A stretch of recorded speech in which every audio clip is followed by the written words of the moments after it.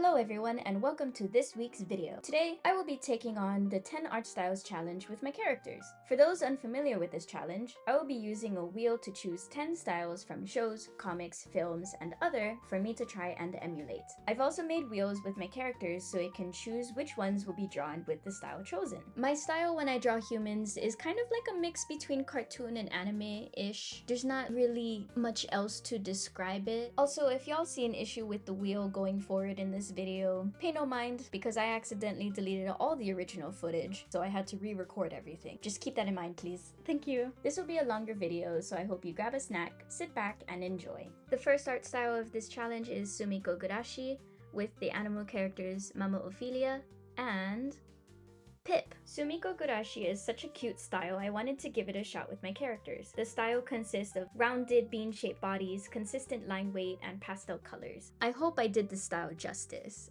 Mama Ophelia is giant bean-shaped, and I did my best with Pip. I think she came out pretty cute with her second design because they have bunnies in the universe with the big head, small body proportions, so I did that. I've been familiar with Sumikkogurashi for a few years now, but I didn't know that the world was so vast and filled with many creatures. I hope my little guys fit in well with the Sumikkogurashi universe. Even if they don't, they still came out super cute, and this was a fun start to the challenge. Next in our challenge is Gravity Falls with Misuzu and Naru. This one was fun to do. I ended up laughing at the end of it because I was proud of the outcome. Naru and Misuzu are darker characters in my world, so their palettes are on the darker side. Their builds are fit and medium-sized, so I used the Hot Elf as a base for the body type and took inspiration from Tad Strange and Wendy. The art style for the characters are fairly simplified. There's a semi-consistent line work. The hair is flowy and rounded, and the eyes are close together like a Wallace and Gromit situation. I feel like I did the art style justice, though Misuzu does look like they jumped out of Fairly Odd Parents, which is they still came out really cute though. Next art style is Rococo. So I don't know why I decided to add painting styles into this, but I love to torture myself, I guess. And there wasn't a wheel to choose the characters because I already knew that if this style was chosen, I was going to use Angelique and Emilia as the main characters for this part of the challenge. So Rococo. It is characterized by lightness, elegance, and an exuberant use of curving natural forms in ornamentation. The figures are tall and slender, elegant, and graceful. So I wanted to quote-unquote paint a scene with Angelique and Emilia sitting in a garden just relaxing. I tried being as close to traditional as possible by using an oil brush.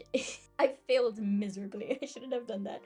I spent 2 hours trying to work with an oil brush, and I completely scrapped. I scrapped it because I could not work with it. So I went for a medium soft brush instead. It came out a bit better than the oil brush, I must say, but working without line art was very difficult for me. I'd say that this was the most difficult out of all of the art styles that was chosen for this. I do want to return to this style and try to replicate it again with more time. I only had about a day to work on this piece in particular because I saved the Rococo style for last. Oh, it took me around 6.5 hours in one day to work on this. I wanted to go for a whole illustrated piece. Glad I didn't, because after working on the 2 characters and that bench, I gave up. I could not continue.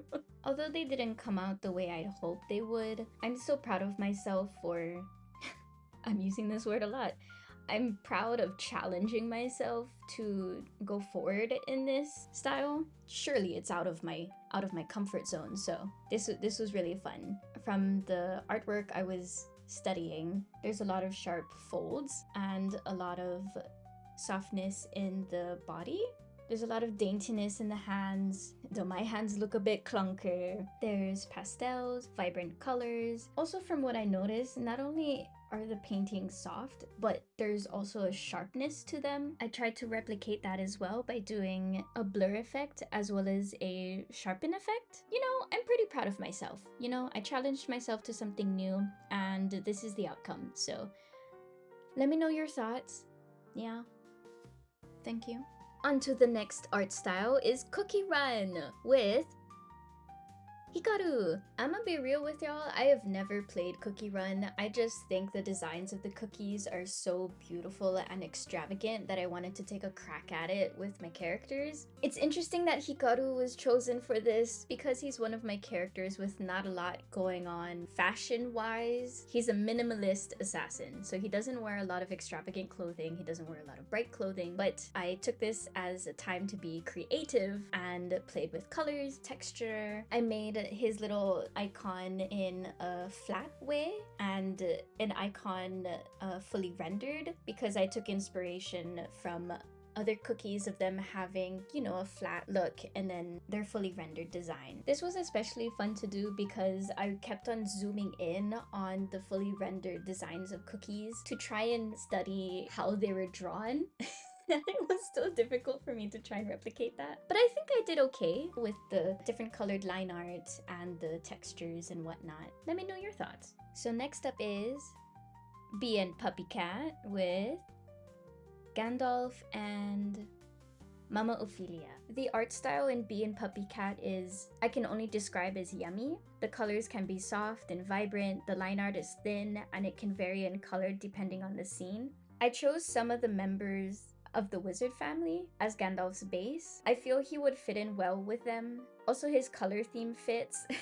I put him in Bee's clothes though, cause I feel her wardrobe is right up his alley. I couldn't find many photos of birds within the realm of Bee and Puppycat, except for this crow and some ducks. So I based Mama Ophelia's design from the crow and my guess of how chickens would look in the universe. I think they came out so cute, look at them. I feel like Gandalf would work at the cat cafe. Ah, I should have drawn him in the apron. But let me know what you think. And we move onward to The Last Unicorn with Angelique. I couldn't have asked for a better character because this film is so picturesque. I feel she would look lovely in it. In all honesty though, I chose the main character as her base for the example, but I feel like I should have just drawn her as a unicorn. I actually did plan on making a second version of her as a unicorn, but I ran out of time, so I just stuck with drawing her after the human form of the main character. I feel like the main focus is in the face, especially the eyes. For Angelique though, she doesn't have any eyes. She can see where she's going, but since she's a doll, well, in my design that I gave her, she doesn't she doesn't have visible eyes, okay? But in the film, the main character in her human form and in the unicorn form, the eyes are very prominent. It's been a while since I've watched the film, but all I remember is that the art was beautiful. There were moments that confused me, and then at the end, I was a bit annoyed with the main character. but then in the final end, I was like, oh, yay, peace is returned. I think Angelique looks really nice in the style, and I hope you guys think so too. Next is Junji Ito, okay, with Chika. Okay, so, ooh, alright, this one, this one was a whirlwind, man. I tried drawing her full body, but then it didn't feel right, so I ended up doing bust up. I've been into Junji Ito's work for years now, and he has such an interesting, grotesque style, but also makes all the characters look beautiful, especially in the eyes. So I put a lot of focus in Chika's eyes, lots of lashes, full lashes, a pointed chin. I did a pointed chin. It took me a million years to do the hair because I tried to emulate the hand-drawn style of the individual strands of characters with like lighter hair. The first story I read from Junji Ito was Human Chair. You can imagine. Well, actually, not really, because it took me by surprise while I was reading it that it was in fact not what I imagined. It's creepy, man. Seriously, the art and the stories are just, they really make you think. They really, well, they make me think and they make me feel so uncomfortable, but uncomfortable to the point that you can't stop reading, you know? Anywho's, check them out. This is Chika in Junji Ito style. She doesn't look exactly, but you know, I should be proud because she kind of looks, yeah. Let's see if we can get something heartwarming here. Hilda, perfect. So I did 3 characters for this. The first is Chika. The second, Liliana. And lastly, Malie. Woohoo! Hilda is such a cozy and heartwarming show. I watched it on my own because a mutual of mine has drawn fan art of the show, and I was like, oh, it's so cute, I should give it a watch one day. So I gave it a watch, and a few days after I finished it, I made my partner watch it with me, and then he also enjoyed it. So it was a big hit. We needed something to watch after finishing The Owl House a couple years ago. Anyways, to make these 3 fit within the world of Hilda and to match the aesthetic, I decided to draw them as if they're in fairy country or in the dancing circle in fairy country. I didn't use their exact color palette, but I tried my best to find similar, softer palettes of their color palette. The line weight of the line work is fairly consistent, so I tried to replicate that, and keeping the silhouettes and forms very rounded and soft. I think they came out super cute. I'm pretty proud of the outcome. Not only do they look as though they could be in the world of Hilda, but they also still look like my characters. Though instead of giving them dot pupils, I kept their flower-shaped irises. And I think that was a good call because it makes them like a bit different. Just adding a few finishing touches, and here they are. Oh, look at them. Aren't they precious? Oh my god. I really love how it came out. I'm so happy. And the next one is Gokurakugai with Liliana. Okay, so I chose this I chose this very interesting pose, okay? The elbows weren't working for me. This whole piece took me around 7 hours to complete because I am so bad at proportions and perspective. The body and the angle of the face was giving me issues. Even though I had a reference, okay, I still had a difficult time. Trying to imitate the style for Gokurakugai. Mind you, I've never read Gokurakugai yet. I mean to because the art is beautiful, but that's about it. That's about it. I chose Gokurakugai because I wanted to try drawing their style. I know there's a lot of emphasis on like the teeth and stuff. There's a lot of open mouth action. It would be me to choose a pose with a closed mouth. I think Liliana looks absolutely stunning. I'm also bad at rendering clothes. I don't usually render clothes this way. Mine is more simplified. I think doing this style was very helpful for me because not only was I able to draw Liliana, I was able to work on hair texture as well as rendering skin and clothes that I wasn't used to, like a way of rendering, as well as working on poses and perspective. Okay, that was really important. All in all, this was a learning experience, and just look at how she came out. She looks amazing. I really love how she came out. Probably my top favorite. Look at her, gaze upon her in all her glory, just soak it all in. This is 7 hours of my labor. I'm so proud. Last but not least, Littlest Pet Shop! With 3 characters because I love torturing myself. First we have Hikaru, Mizuki, and Pip. So I decided to do 3 characters because in my brilliant mind, I thought just doing one would be too easy. No. Tell me why it took me so long to just sketch these characters.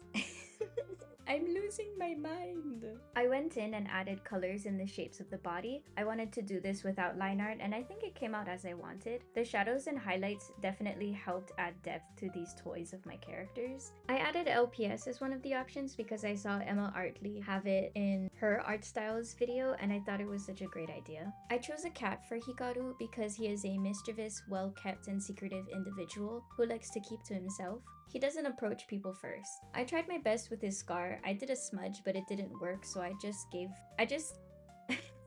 ended up just giving him a scar.